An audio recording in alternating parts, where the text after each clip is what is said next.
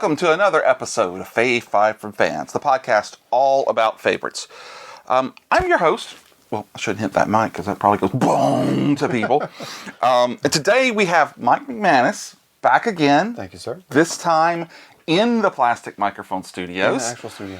I'm positive that your voice is being recorded this time. I hope so. You know? Because it wasn't last time. See that little squiggly line? Yeah, is that me? That's you. Okay, good. Okay, so we got it. So it is working.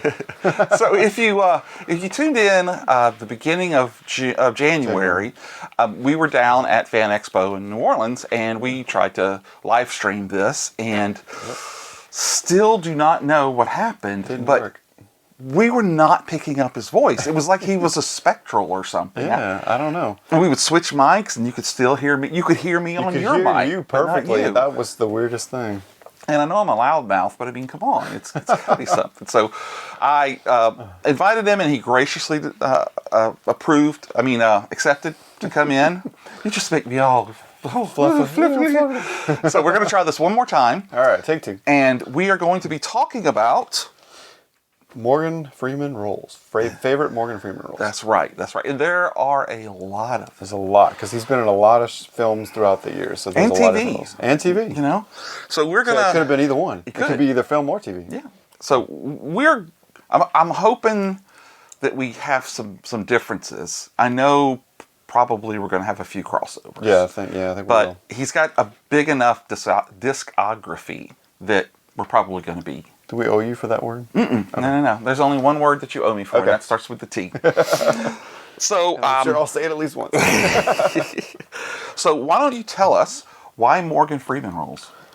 Well, I know me and you were talking about subjects for a future show, and we had mentioned favorite actors, and my first choice was Tom Hanks, because he is one of my favorite actors.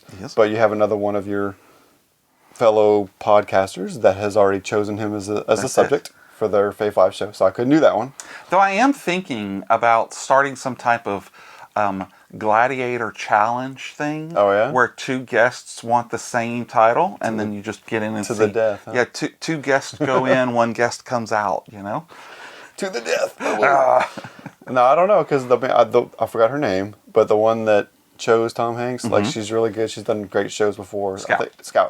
So I was like, I don't want to step on anybody's toes here, you know? Scout's really close to her smoking jacket. I was about to say she's probably she's leading around leading 8 the right pack now. in there. Yeah, No. Jay Hall's already gotten his. That's true. And it hangs in his Okie Bookcast studio. Did he have it in the background? The last show you in the last show, yeah, he did. It was kind of up at the top. Yeah, I thought you did. Okay. So I thought so. So you just keep it up. I mean, you've got something to look forward to. That's what I'm shooting for. Yeah, exactly. It's the smoking jacket. Exactly. I mean, who else would want either that or like a nice shirt like this, or the Fame.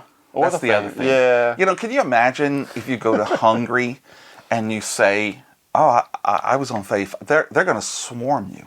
They're going to say, "Fave 5 for Fans. That's our 91st favorite podcast in Hungary ever." So, but it's a good pick, and I got to go through. I rewatched some movies.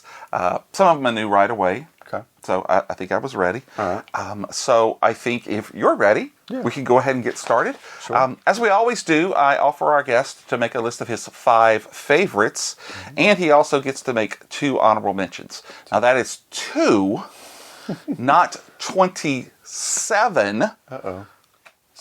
David Morse. Name drop. But it's a way for you to talk about something that you couldn't get in the 5. Okay. Or you just had to be able to have a place to talk about it. It might not even be a favorite, but it's very memorable. Yeah. Yeah. So you've got some? I've got some. Okay. How many do you have?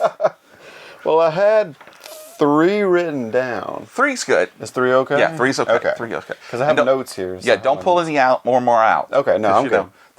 There's a paddle right here. Uh-oh. I'm just saying. Of course, it's been signed by 4 members of the Sleepaway Camp cast. Oh, that's true. But I'll still use it on you. Only in the Plastic Microphone Studios, though. See, because we couldn't have gotten that at Fan Expo. No. So I could have done this at Fan Expo. I could have added more. All right. Well, why don't we go ahead and you give us your honorable mention, sir? All right. First honorable mention is going to be the film Outbreak. Oh, 1995. He's a tough one in that movie. He was a tough character in that one. His character name was General Billy Ford. He was a general in the army. Okay, Billy Ford? Billy Ford, yeah. Oh, okay, all right. And that was the one, in case you guys aren't familiar with Outbreak, the one where the little monkey... Is there like an outbreak of a disease in that movie? Yes. Hence the name. Ta-da. Oh, the little monkey. Okay. I never put bites. that together. Yeah, the monkey bites one person, and then it spreads from one person to one person to one person. Was that monkey jumping on the bed? No, but I mean, I've heard that they can bang their heads, fall off, bump their head, and then there's no more monkeys jumping on the bed. No more. Well, so they've all died from the outbreak. So, what about that role did you really like? He just had, as he always does, just his performance, his commanding performance. It always stands out. But I like that he was kind of a dual character in this one. So he's outstanding in Outbreak? Yes. Okay. If that makes sense. Yeah, total sense. Okay. I mean, it's a great use of the word twice. That's right. So he was, you thought he was kind of the villain in this one, because you find out more and more about backstory about he kind of had covered up some stuff, that they had a cure in the beginning, and all this stuff, that they didn't release. But towards the end, you realize he actually is the good guy, and he's on the side of Dustin Hoffman's character, who was the main character, trying to find the cure to help everybody. Rene Russo? Rene Russo. Okay. Had a lot of good casting, like Kevin Spacey, and had a lot of good actors in there. Oh, okay, cool. So, I like that one. Good choice. Thank you. All right. What's your second honorable mention? Okay. The second one was $1 Million Baby from 2004. That's the boxer movie? The boxer movie, directed by Clint Eastwood. Oh, okay. Okay. What is he playing there? He is basically his right-hand man, because Clint Eastwood's character is the owner of the gym. Okay. And he's kind of like his fix-it guy, his patch guy. Oh, okay, He's maintains the gym. He's just kind of like his assistant. Boxers? And the boxers. Okay, he's kind of like his assistant there. I got you. I've never seen that film. No, it's good. No. It was actually his first Oscar win. Wow. He's got nominated for millions of roles, but this was his first win. Morgan Freeman? Morgan Freeman. Oh, okay. Yeah. All right. Wow. That's the one with, is it Hilary Swank is the boxer? Hilary Swank is the boxer. Yeah. Okay. Yeah, it's a really good movie. I mean, I just never watched it. I don't know why. Yeah. You know, I mean, you could see it's all those. I mean, you're primarily horror, but that's okay. That's okay. You jump around. All of those I haven't watched. You know, not all of them. I've watched a lot of them. Wait, but anyway, all of these you haven't seen? No, but like all of the ones over there, the Giallo ones. I bought 4 3-packs of Giallo from Arrow at the end of the year, and so there's 12 movies right there. Well, probably 10 movies I've never seen. Okay, and then Kino Lorber had a big sale as well. Okay, and I bought some really weird stuff like Dracula's dog, Zoltar, Dracula's dog, and My Motorcycle is a Vampire. I'm not kidding. It's over there. It's over there. But anyway, so I'll add that to the list. Okay, add it to the list. It's a good movie. If you haven't seen it, it's worth watching. I'm down. All right, and so what is your third? Okay, the third and final choice was actually Driving Miss Daisy. Oh, that's a great one. I forgot when it was. I thought I had written down the year, but I didn't. Is there like 1980s, 90s, somewhere around there? I had actually never seen this movie. Oh, you watched it just for the show? Just recently I had watched it, Like me and my wife sat down and watched it, and I think it was free on one of those streaming channels or something. And I'd always heard that his performance was really, really good, and I had just never seen it. Yeah. I mean, she won an Oscar for hers in that one. And he had the... I think he got nominated as a supporting role, but he just didn't win for that one. So. Yeah. But it was a really great role, and just the friendship between the two of them, and they were just kind of obviously like the odd couple in a way. They kind of butted heads. Yeah. For years and years and years, you know. That's true, because I liked the way the film did it, where it kind of progressed over the years, and how he was always loyal to her no matter what and whatnot. It was really a sweet story. And Dan Aykroyd was good in that too. And I didn't realize he was in that, which was great. You know, because that was a different role for Dan Aykroyd, which was really cool. Yeah. You know, I'm used to like Ghostbusters and Dragnet and just things like that, Great Outdoors, like things like that. You know, movie. It's like not enough people like Dragnet or talk about it. I should say. Used to his comedies more. You know what I mean? This is kind of a more serious role for him. Yeah. So. Yeah. And he was always in. What was his name? Hoke. Yeah, Hoke. Yeah, Hoke. Yeah. He's always in Hoke's Corner. It was an odd name too. Yeah. That's why I wrote it down, but I couldn't pronounce it. So. Yeah. Oh, that's some great choices, man. I like that. I like those 3. 3. 3. Not 2. I'm sorry. I went 1 over. No, that's okay. Okay. I expected more from you, but I mean more of you, not more from you. Okay. So, okay. Well, good enough. So that wraps yours up. That's it. All right. Oh wait, no.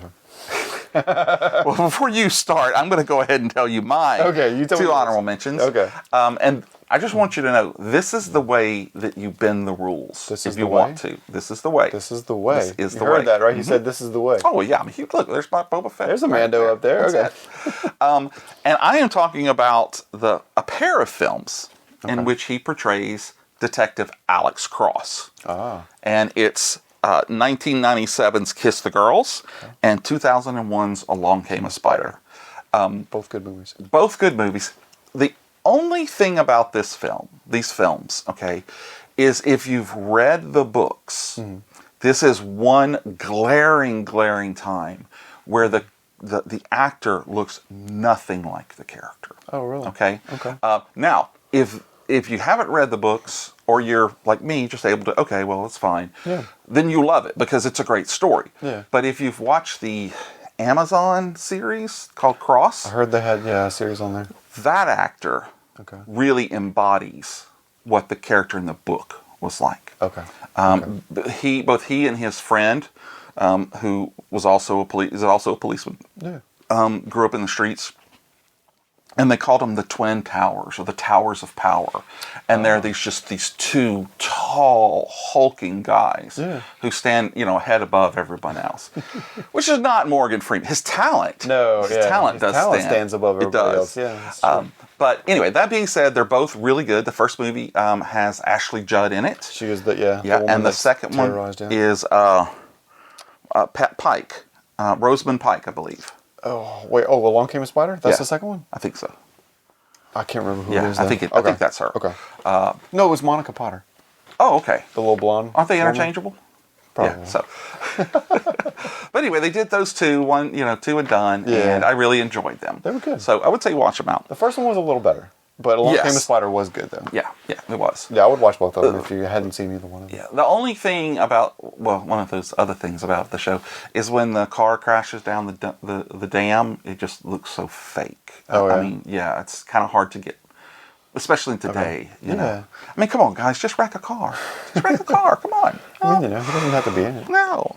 So, the other is his portrayal of President Beck in the summer blockbuster from 1998, Deep Impact. Deep Impact.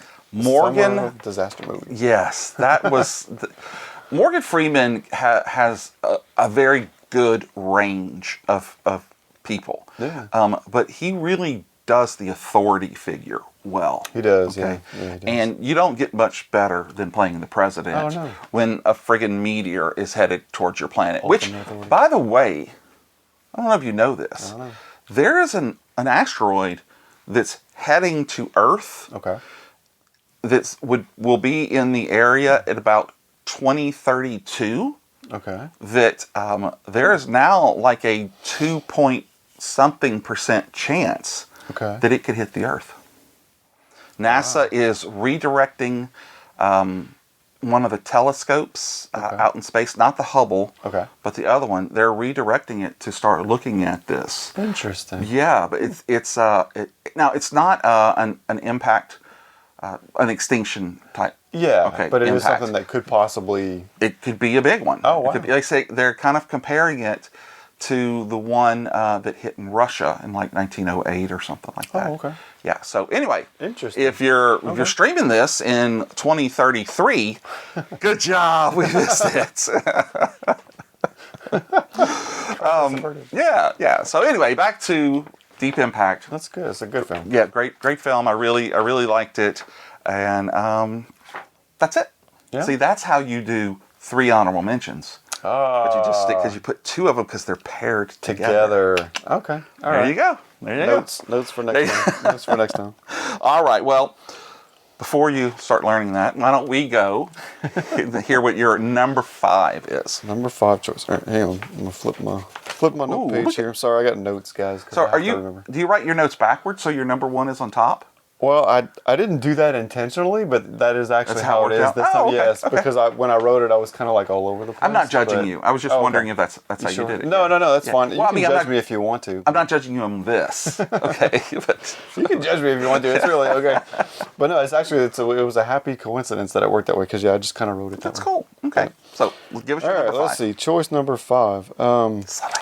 Selection for Fave 5. It was actually from 2 movies. Oh. If I can do that. Kind of like, I'm already learning. So there we go. It was from Bruce Almighty and Evan Almighty, the character of God. See, that's the way you do it. You're learning. See, that was fast. See that? See how fast that was? He picks up like that. So if anybody's ever seen that movie, I don't have to ask you why. Well, yeah. But tell us, why do you pick this one? Both of those movies were just very, obviously funny. I think Bruce Almighty was a little bit more, not raunchy, but not as clean as like Evan Almighty was in the comedy. I mean, he like shoots and makes the girls' skirt come up. It wasn't anything terrible. No, not at all. It was rated PG-13, but it just had a little bit more maybe risque comedy stuff to it. I also think that he didn't give it as much reverence as Evan Almighty did later. He was kind of playful with it and thinking, "Oh, I can just do anything." Yeah. Where the Evan, he kind of maybe pulled back a little bit. Yeah, and he had the wife, the mom from the Gilmore Girls. That's true. Yeah. That's one of my favorite scenes is when God is talking to her in the restaurant. That's actually my favorite scene. Oh, is it? That's what I was going to talk about. Okay, well, then please go right ahead. Okay. Well, it's like, that was my favorite scene from that movie where, they're kind of at odds because Evan is dressing up like Moses and he's building an ark, and she's like, why is he doing this? And he's telling her the truth, but she doesn't believe him and she thinks he's crazy.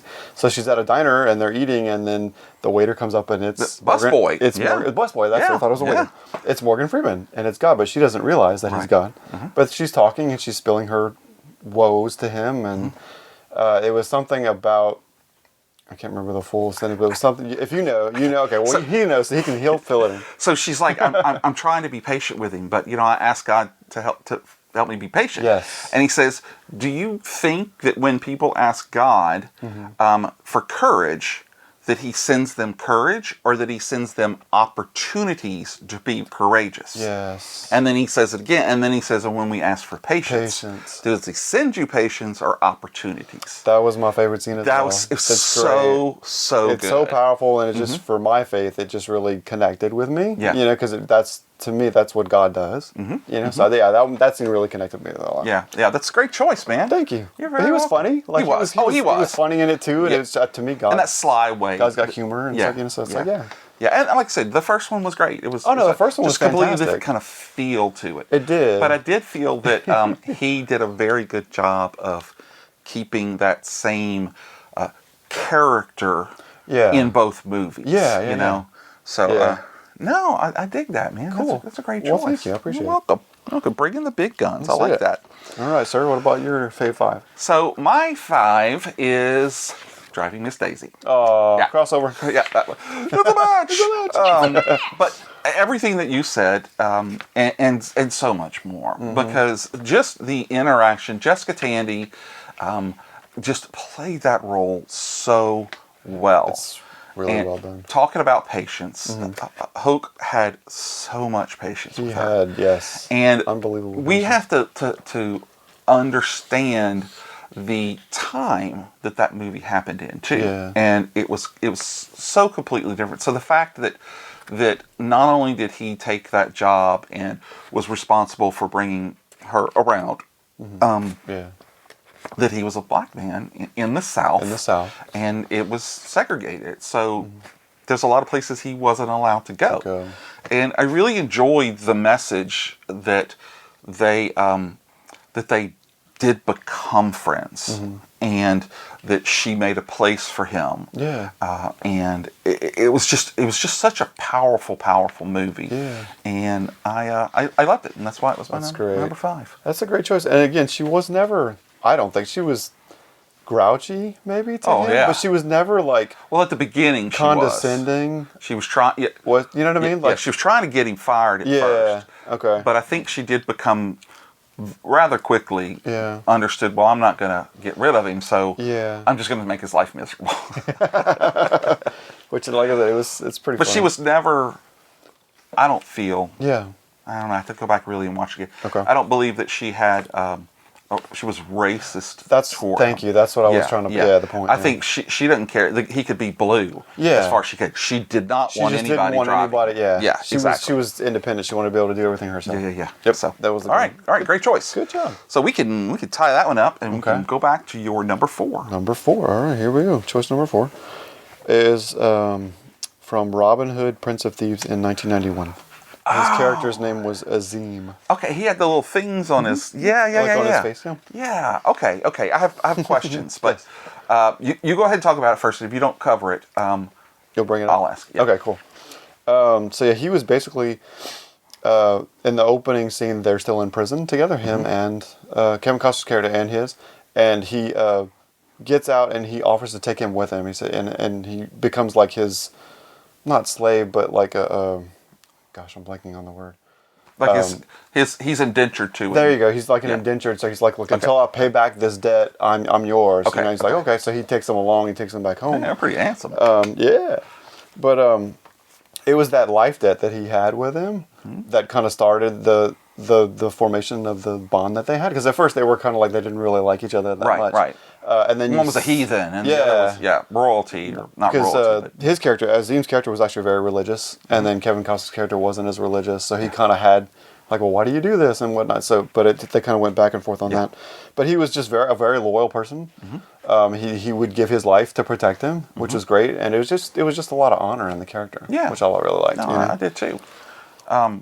Okay. So the part I wanted to bring up was that character was not in the Robin Hood mythos before, correct? They wrote it specially for this movie. That's what I heard, Yeah, I thought that was very cool. Did I have that in my notes? I don't think so. Huh? I did not. Oh, but you knew that. I had heard that. Yeah. I had heard that. One of the other great things about that movie was, it's not on my list, so I feel free to go ahead. We're not going to match on that one. No, we're not going to match on that one. Were the toys.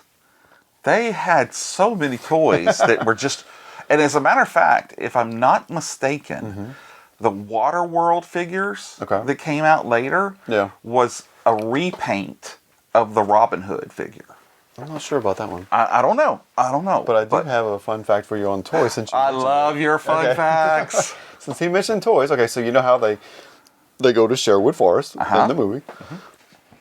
So when they came up with the playset for Sherwood Forest, it was actually a reproduction of the Ewok village from Return of the Jedi. Okay, I was talking to somebody a while back about reusing toy sets and how they reused the Planet of the Apes uniforms and stuff on the Migo Klingons and stuff. And I knew that they had that was it. That was it. So whoever I was talking to, that's what it was. That's it. There you Return go. of the Jedi, man. Star Wars gets a repurpose. That's really cool. Isn't that cool? And it's different too because the molds were all there. They were all so they just had to basically just run some more. Yeah, pretty much. Or maybe the Ewoks didn't sell that much, so they just brought them back. I don't know. A lot of people had issues with the Ewoks, which I didn't understand because I actually. I don't. They're delicious. If you marinate them, they're wonderful. Yeah. Okay. All right. You're number 4, sir. Well, this one is going to be a little controversial, not because of the choice, but maybe because of the selection of where I put it. Okay. Oh, on the list. Yes. Okay. So, all right. if we're going to cross, and the great thing about us doing this now, I have no memory of what your list was, except I remembered Robin Hood because that one was not on my radar. Okay. I have no memory of what's on yours. Okay. So this could be somewhere. I don't know. But I am talking about his portrayal of Elias Boyd Red Redding. The narrator, basically, of Shawshank Redemption. Okay. 1994, Stephen King adapted novel, which is one of the very few novels that, just realizing everything's backwards. Is it? Yeah. I need to flip that next time because you can't read Dawn of the Dead or El Fisto de Diablo. You know what that means? No. It means the tie pin of the devil. Oh. I don't know.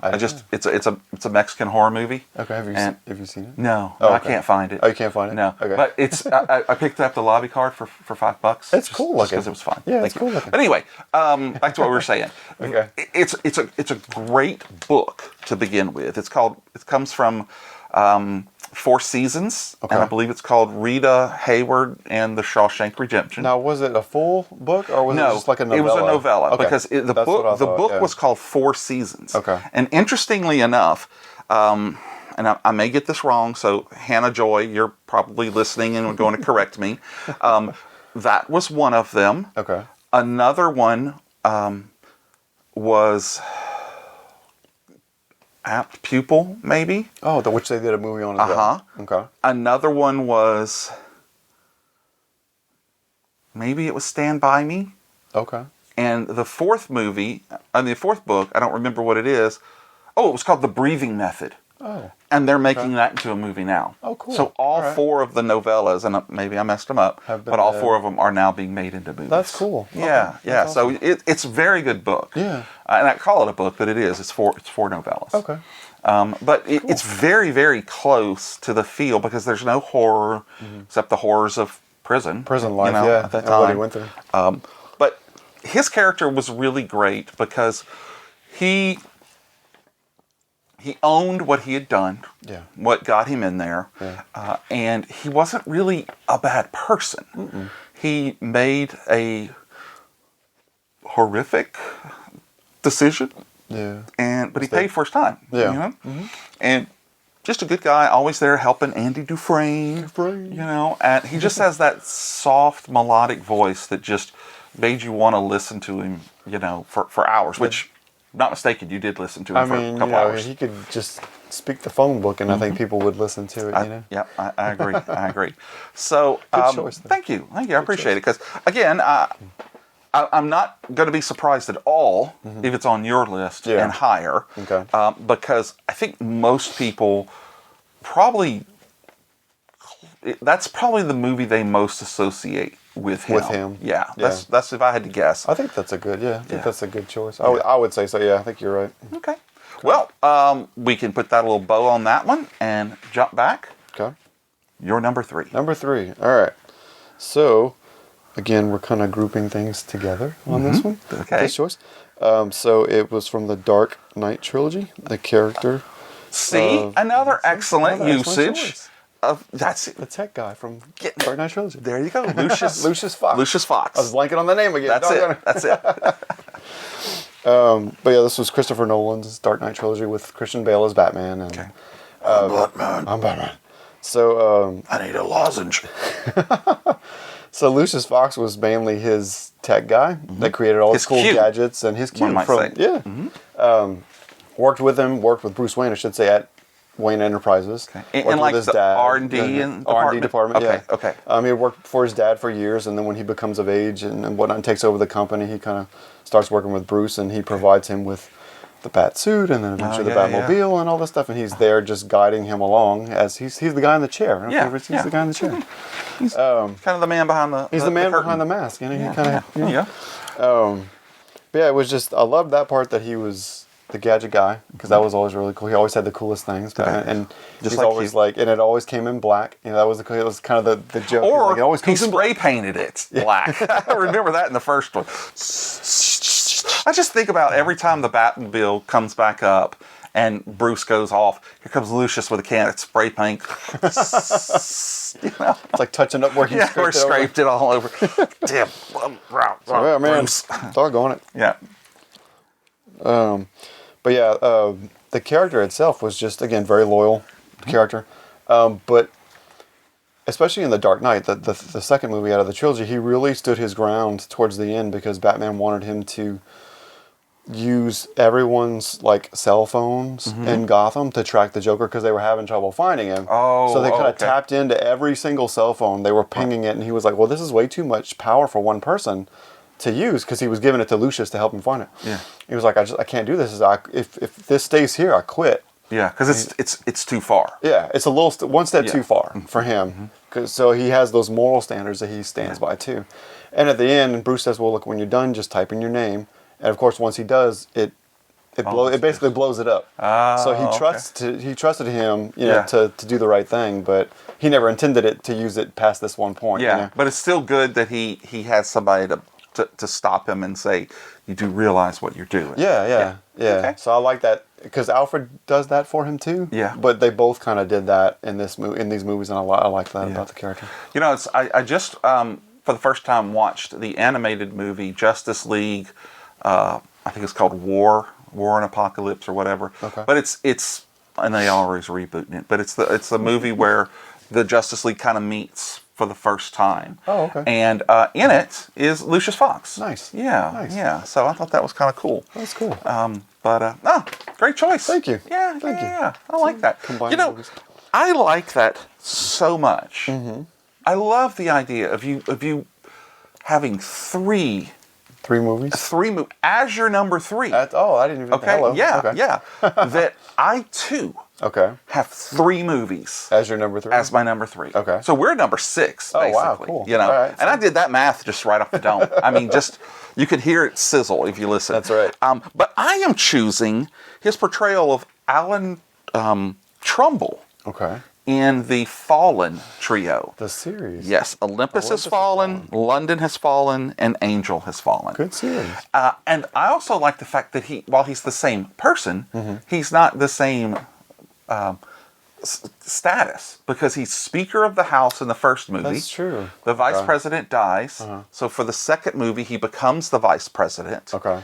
And then for the third movie, spoiler alert, he becomes the President. Okay. Okay. And I thought he did at one point. I couldn't remember which movie he did. yeah, Okay. yeah. So because Harvey Dent's character. Oh, yeah, Aaron Eckhart. Yeah, was Aaron in that too. Eckhart That's true. he was the president. So they were kind of in both of those Yeah, he movies had together. stepped down, or stepped down, or he did his 2 term anyway. Yeah. But he became president. So I really liked this movie.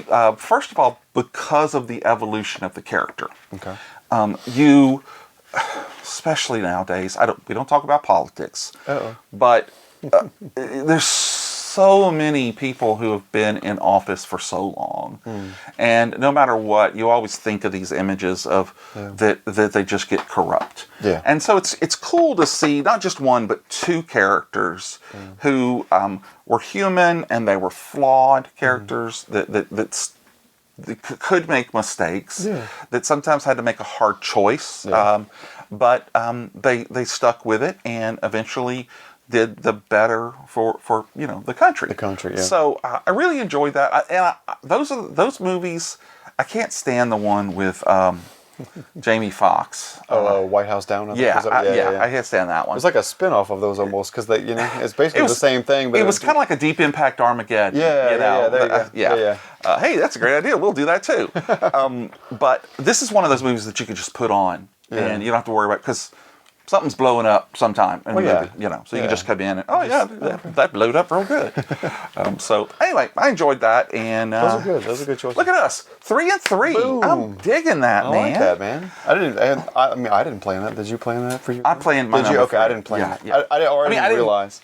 I didn't plan that ours would both be. Oh, okay. I love the fact that it did. They were. Yeah, see, I'm working behind the scenes. So one thing I had here that I wanted so we're going to take a little break. Okay. Because we're more than halfway through. All right. We're going to talk a little bit, and then we're going to get to our penultimate choices. But I wanted to show you this. Show you, not give you. Okay. I just want to make sure that we know up front. Okay. This is to totally make you jealous. Oh, okay. Okay, just to show. All right. I've talked about it. You heard it here first. Yeah, you heard it here first. Oh. And here it is, right here. All right. I'm wondering. What is it?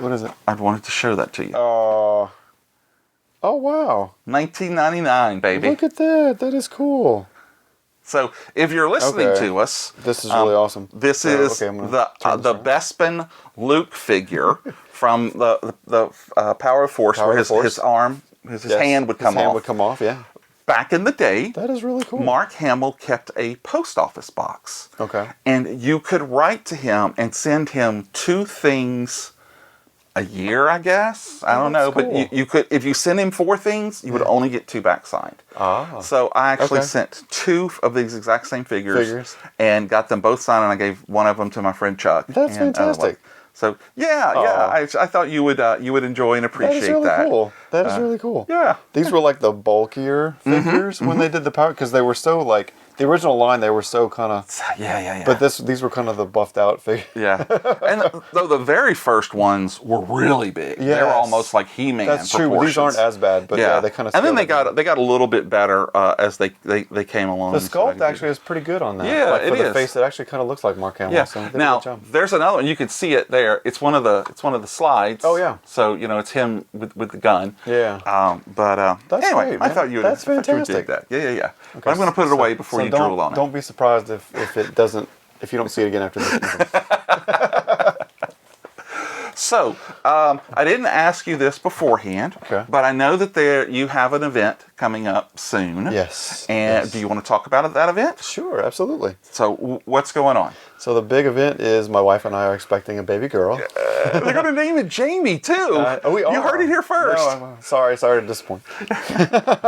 She's due, my wife's due on March 11th. But we have a feeling that she will come a little earlier than March 11th. So probably by the end of this month, we will have our beautiful baby girl. So. That is awesome, man. We're excited. I'm so excited for you. Thank you. Yeah, I really hope you're getting naps in right now and that you're enjoying your sleep through the night. Yeah. Because, bud, that's going to be over. My wife and I are enjoying our sleep right now, because I've heard that once they get here, that's kind of... Yeah. Takes a break. And she has a profession where she's on her feet all day. She is. She's an RN. Okay. Yeah. So she's always on RN? her feet. She's a RN. Oh.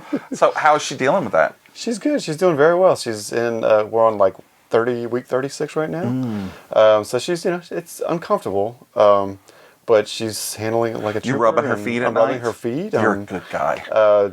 Doing like the litter pans and I'm doing as much as I can box? Dude, let her go in the bathroom. What is wrong with you? I have no words for that, baby. I'm sorry. I think I walked right into that one. I walked right into that one. But no, we have cats, which I'm sure you guys could assume after that. But yeah, I take care of like the litter pans for her, and I try to do as much as I can around the house to help her out, because I know the more pregnant she gets, the harder it is for her to do things. And but she's been incredible. She's been a really good. She's a trooper. She's been a trooper. Yeah. So she's such a sweetheart. Oh, thank you. Yeah, thank you. You're welcome. I'm always glad to see her. So I'm super excited for you guys. Thank you very much. Great. We're excited. We're a little nervous, but we're excited. Well, yeah. So have you already worked out her Grogu cosplay yet? It's either going to be... We were talking about possibly like a little Wookiee or an Ewok would be kind of cool, I think. Okay. Starting off, it could be cool. You could also be a little Anakin. Ah. Yeah, just that's saying. True. Just throwing stuff out there. Okay. There's not a lot of babies in Star Wars. No. There's toddlers. There's toddlers. There's not a lot of babies. There's Luke and Leia at one point. True. I guess we don't even see Anakin. That's true. That's true. Yeah, that's true. Yeah. I mean, again, baby, just put like the little ears on her, and she could be Baby Yoda. Oh, she's gonna make a cute Princess Leia. We've already gotten a few things. It's Princess Jamie. It's gonna be so great, man. So great. I can't. So looking forward to it. Thank you, man. We're very excited. So thank you so much. Well, and I can't wait. I know I'm going to be the Godfather. I know I am. So I'm going to be like Godfather. I'm going to be like, listen, you owe me a favor. You owe me a favor. You come to me on this day, and you ask me for a favor. I don't know what the lines are. Offer, can't refuse. Bring me an orange. So, are you a Godfather fan? I've seen the trilogy. Okay. It's been a long time. Uh-huh. But I remember, like, to me, I think the first one was probably the best from what I remember. Okay. I don't know if that's controversial or not, but yeah. On this show, do you remember the scene where he's eating the oranges in the? I think it's in the little orange grove, and his little grandson is running around, and he puts the orange in his mouth, and he makes the kid laugh. That was all unscripted. Oh, really? Yeah. Oh, wow. He just did it, and the kid just started laughing, so they left They kept it in. Okay. Yeah. That's cool. Anyway, so that's cool. Cool deal. All right. What else you got going on? Well, anything else? You got movies. We got movies. I mean, the theater is doing well. Movie signs!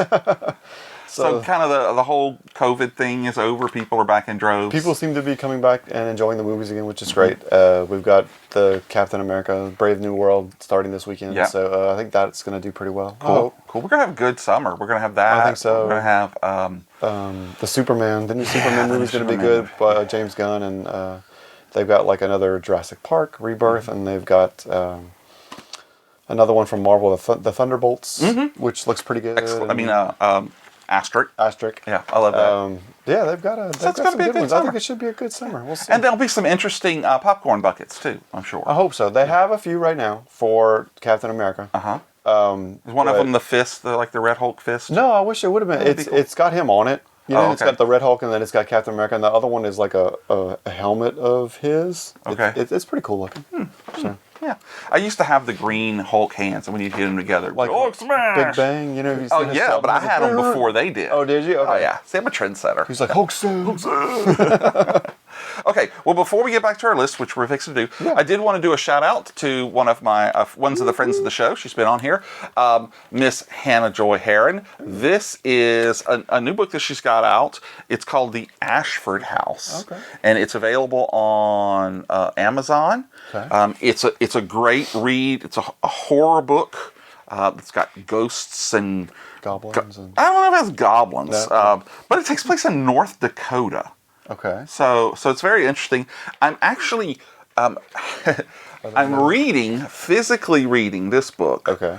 While I'm listening to another horror book. So I actually had to put this one on hold. Yeah, exactly. Because I was kind of like going, wait a minute, I don't think that's so. But she's read the book that I'm listening to, which is called How to Sell a Haunted House by Grady Hendrix. Okay. And it's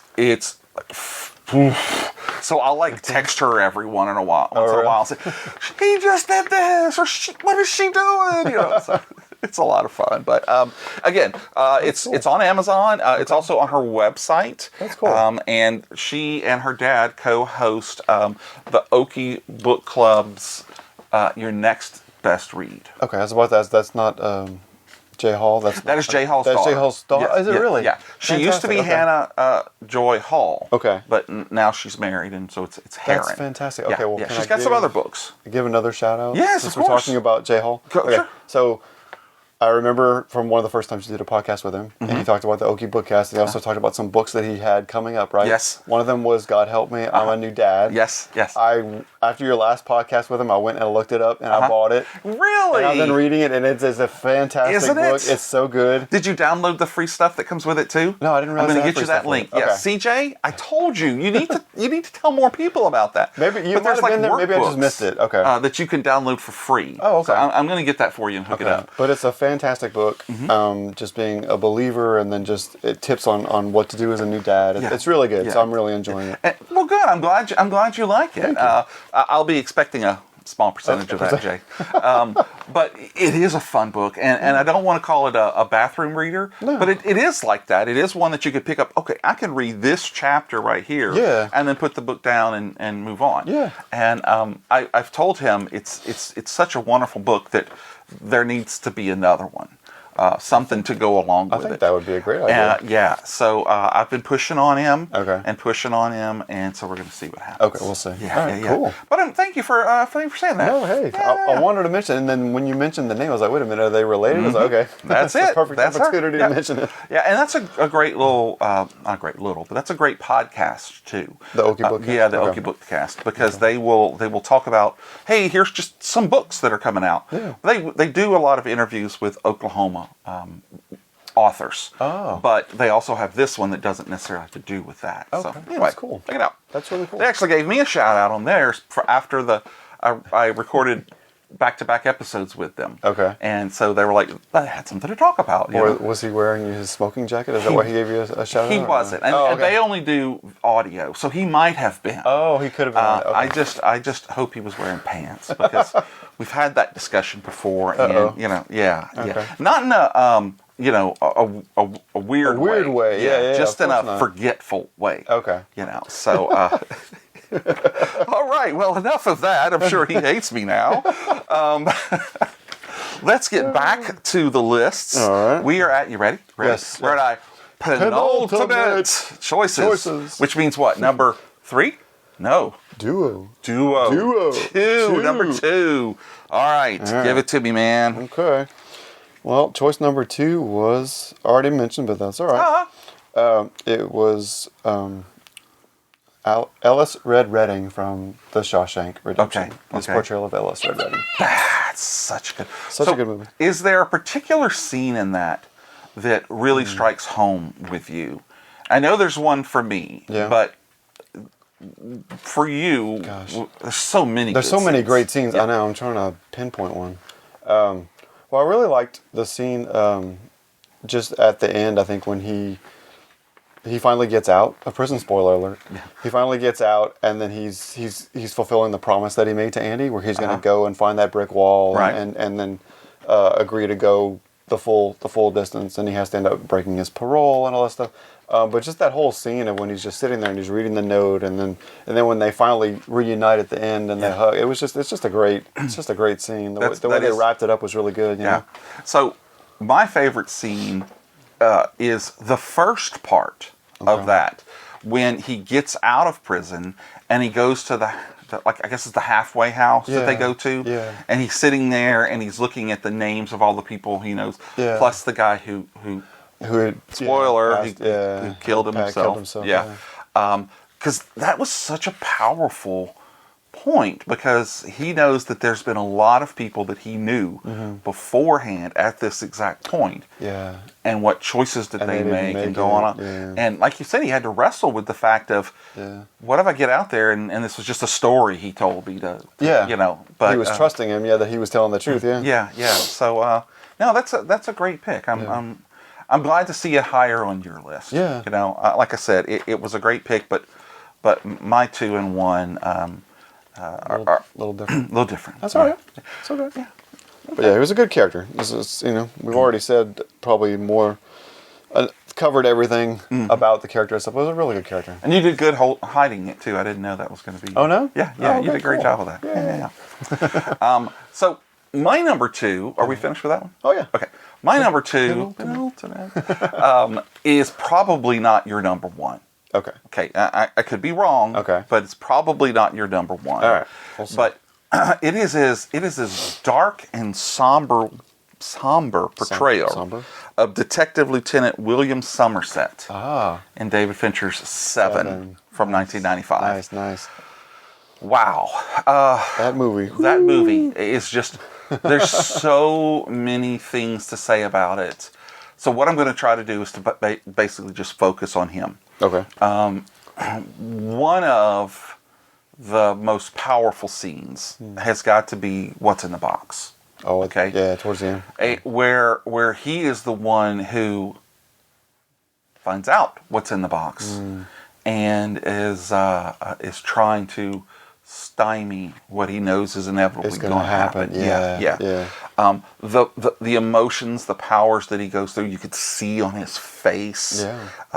How he is just so horrified, not just about what's in the box, but what he knows it's going to do to his partner. Yeah, that, and I think he finally puts all the pieces together of the grand scheme of it all. You know what I mean? Like, this was all planned out, kind of thing, to get to, So that is one of mine. And I'll tell you another scene. Well, you tell me another scene. Okay. Are you familiar with the movie? Oh, yeah. Okay. Oh, yeah. What is the scene that comes to you? I think one of mine is when he goes to visit Brad Pitt's character at their house. Yeah. And he has that personal conversation with his wife, Gwyneth Paltrow. That was going to be the one I was going to say. It is, because they really immediately, and Gwyneth Paltrow did a fantastic job. And they used her sparingly. Yeah. Which was, she was like the little flower that you see poking up through the dirty concrete. Yeah. Every once in a while. She was that little bright spot. Yeah. Yeah, because it is a pretty dark movie. It stays pretty dark most of the time. There's not much happiness in that movie. There's not much happiness. And it seems like it's almost always raining, too. Except for the very end. But fantastic movie, though. Yeah, it really is. I'm not recommending any kids watch it. No. Not at all. But if you're an adult and you can handle grief and gluttony and all the other sins, grief's not a sin, but I'm just saying. Yeah. Anyway, then watch it if you haven't. It's for you. Yeah. It's a good movie if you like David Fincher. Although some of his other movies weren't as good as that one. I think that was his best. Yeah, I do too. That he did. I do too. And I think one of them is because it was a perfect storm of the story, the grand scheme behind the scenes, the actors, the fact that no one had really done this kind of movie, No. because you hadn't really gotten into the Saw films and stuff like that at the time. Yeah. So it was. They walked the line of it being a gore porn. Yeah. Okay, which Yeah, you yeah, see yeah. now in the Hostel movies. And Oh stuff yeah, like and like that. I said, and Saw and stuff Saw, like that. Yeah. So anyway, great film. Yeah. Definitely you should pick it up. Fantastic choice. So Fantastic. all right. Well, we have now gone through almost all of our favorites. Fave We are fives. the tippy. Tip top of the iceberg. Ah, there it is. I was waiting for it. Okay, I set you up. I set you up. He was trying to fish for that one. I was, and I scored. And he got it. So I don't owe you any royalties now for that one. No, that was a quarter. I love it. Okay, so what is your favorite role of Morgan Freeman role? Okay, so my favorite Morgan Freeman role is Detective Somerset. No way! Yes. I can't believe that. Yes. That's such a dark role, I know, a dark but movie. It's just one of my favorite. It was a toss up. It was hard for me because I went back and forth between Red and this one, but this movie was just. I think I was looking at it just as a movie too, not just his performance, and just everything in this was just great. Yeah. And I just at the time when the movie came out, I was still in college and pursuing my career, and I did want to do something in law enforcement and detective, and the way that he was, this is the kind of detective I wanted to be. Oh, yeah. He was really old school, and he went to the library and he did his research, and he had patience. And Brad Pitt was just like, give me the cliff notes. He just didn't want to take the time to really put in the effort. Which is how they determined what was going on. Through his work. Through his work. But I really liked the way that he was so methodical and whatnot about how he did things. I'm dead serious. I don't remember what your list is. I do these lists. Oh, no, it's okay. And I love it. Yeah. But I am just as shocked right now as I'm guessing I was On the day of. on the day of, because that movie, that blows my mind, because it just doesn't seem like a you movie. Really? Okay. And I love that, though. That's awesome, Wow. A lot of people probably wouldn't guess that, but it's just it's definitely one of my favorite movies. It really is. I really thought your number one would have been what my number one is. Okay.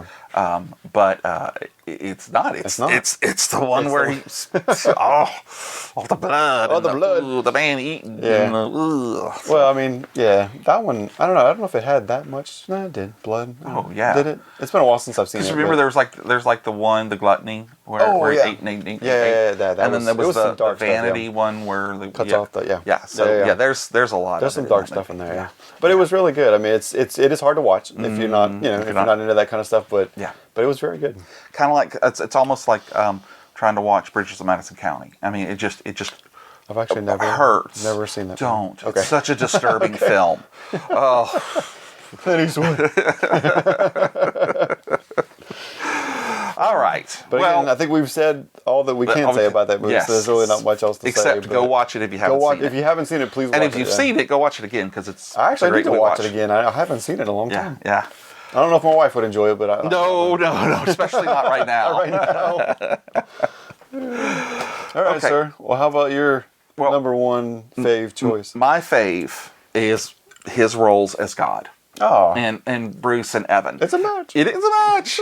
And same thing. All of the things that you said about his portrayal, and I guess I said a little bit too, is the reasons why I love it so much. Yeah. He is just such a warm, open, he's what you would want God to be like if you met him. If you met him. Because, we all see the Anglo-Saxon bearded, white guy. Yeah.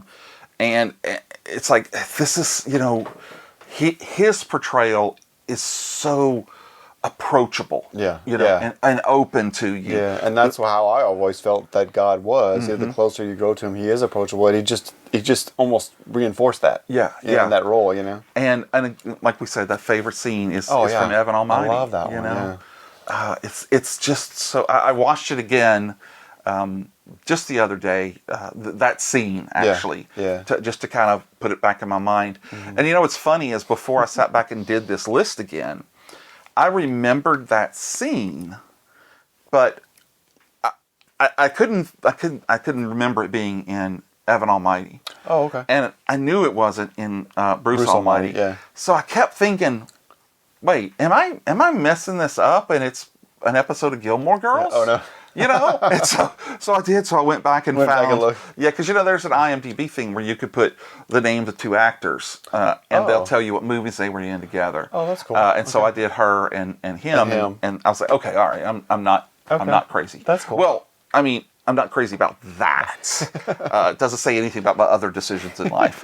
But yeah, again, all of the things that we said earlier make it, my favorite role, which is so funny because I do like horror and I do like all the dark stuff. Yeah, and that's why I think people wouldn't have expected that to be. Yeah, I think it would have been switched, But that's what I love about this show is that until you sit down and you start talking about it, you find out so much, about people and what they like. And that's awesome. Dude. Yeah, so good job bringing it, man. I really appreciate that. Not a problem. So this is the show where I ask you about doing another episode, but I think we've already picked 2 more? I think we had picked at least one. At least one. I think at least one. And that's the Star Wars one. That's the Star Wars one. Now, again, I think we were looking into if that topic had been chosen. So I wasn't sure if it had been chosen we chose places? Planets Okay. or locations. So Locations. Okay, that's what we should do because I did do an early episode about Fave 5 planets. Okay. So this one would be great. Like we can choose,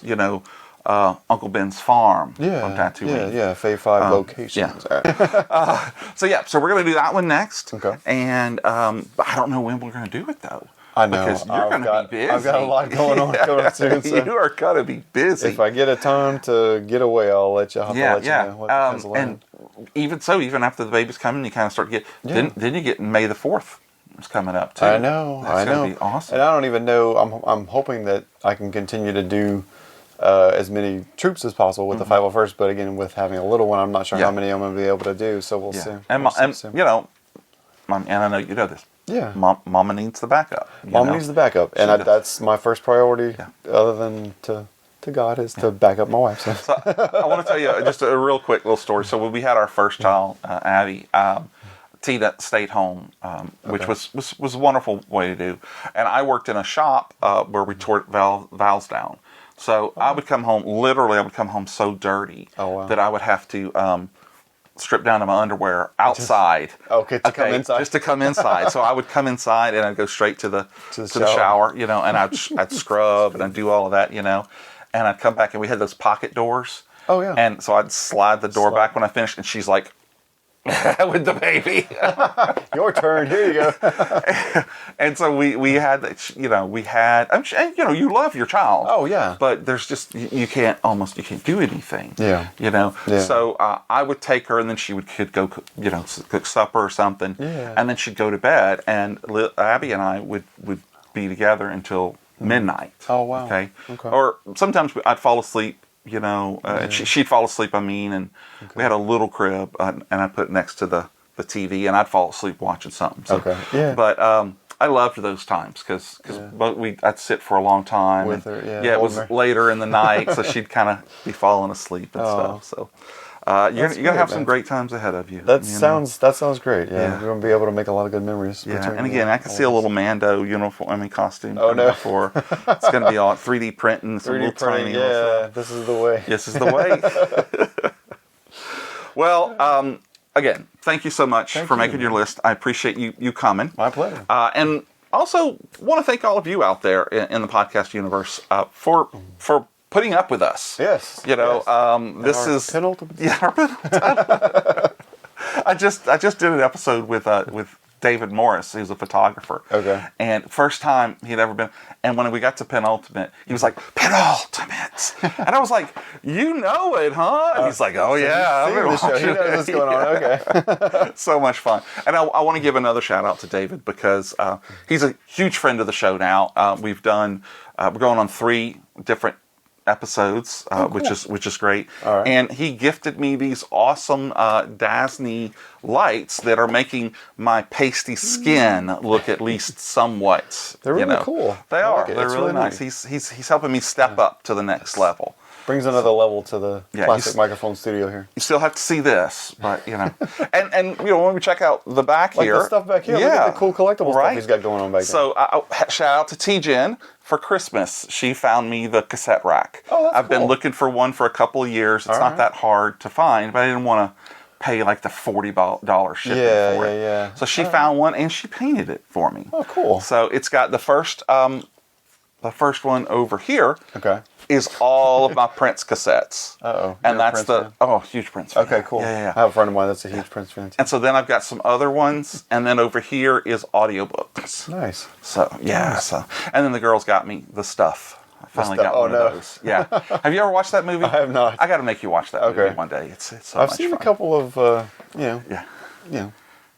off horror movies in the past. This one's off. It's off. Okay. It's off. Anything like Rubber? That one's pretty bad. Yeah. You have to see Slacks then. Oh gosh. About a pair of blue jeans that are it's great. All right. But again, thank you so much for all of your support. And if you like the episode, or if you like another episode, maybe not this one, still give us a 5-star review on whatever streaming platform you're on. It'll help to grow the show. Yeah. And if you didn't like it, but you've gotten all the way, you've stuck to here. Yeah, you've made it this far. Yeah, just give us the 5-star review anyway. And I'm fine with that karmic implications that might give. Yeah, so that's cool. I'll take that on. Yeah, that's fine. Why don't you go out and find us? We're all on social medias. We're on X and Instagram and Blue Sky of all things. We're everywhere now. Yeah, we're expanding. We're like a mold. And just find us and help us to have conversations. If you want to come on the show, I'm always looking for guests. Yeah. It's going to be tough to beat this guy, though. He brought it. I mean, look at the whole... I had a good list. Yeah, he was ready, He did it twice. It surprised me both times. Oh. So, there you go. Okay, well, I didn't remember most of your choices, so I think we surprised each other. God, we're both getting old then. It was a busy weekend. It was a very busy weekend. Very busy weekend. Don't forget, episodes come out every Friday. Unless they don't. Sometimes they're Saturday. I mean, sometimes he's busy. He's a busy guy. But I've got other things that are coming out too. So I've got like Complete Disarrays. Oh, yeah. I've got a bunch of interviews that are coming out right now that I did at OAX with people like Adam Hughes, Jimmy and Amanda, Jimmy Palomito and Amanda Connor, who do like Power Girl and a bunch of other stuff. Adam, I told you, Adam Hughes. Yes. He's done a lot of Star Wars covers. Cool. Yeah. Awesome. Anyway, those are all coming out, so check us out.